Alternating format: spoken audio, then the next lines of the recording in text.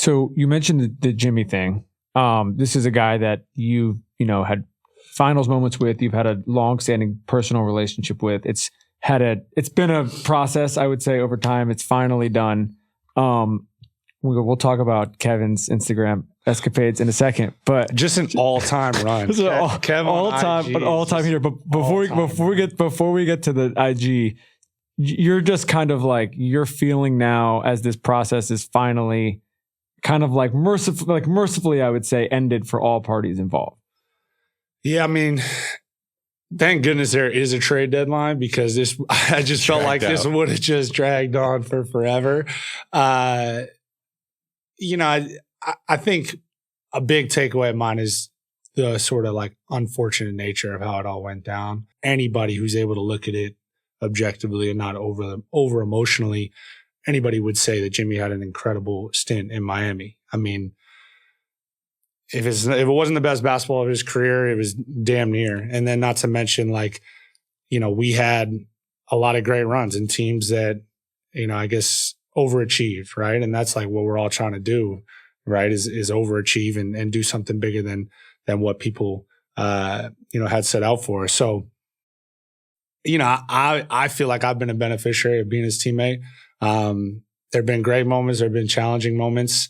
That's sort of what you get when you get somebody that's as competitive and spirited as he is. I mean, he's a ruthless competitor for sure. I mean, that was always my takeaway whenever someone asked me, like, what's it like playing with Jimmy, or what's his game like, or what makes him so good? Like, he's the only player that I've seen, or the player who does it the most, where his just like competitive spirit and will is what separates him. Like, you look at his game, it's like, yeah, he has skill. Obviously, he's got good footwork. He's athletic, but he's not like, there's nothing that's like extraordinary about anything that he does other than that, like his competitive spirit and will. So I think I learned a lot, just from, being in the locker room with him and competing with him.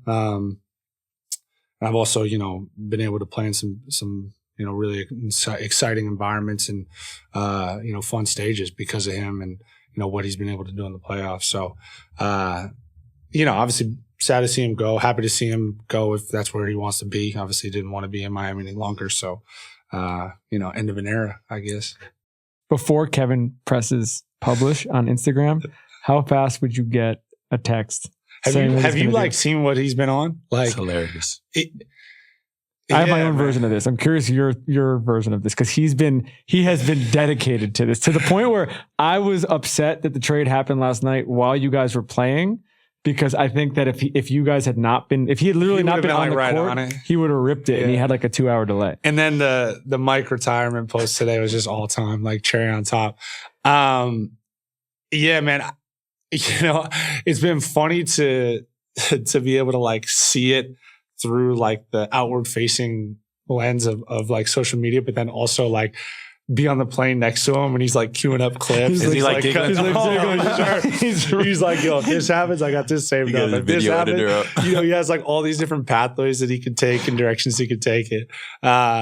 But yeah, I was like giving him a hard time. I'm like, yo, you have somebody feeding you clips. Like, there's no way. And he's like really out there, like cutting clips, like thinking like it's pretty much a one-man show. No, he really values not have a ghostwriter.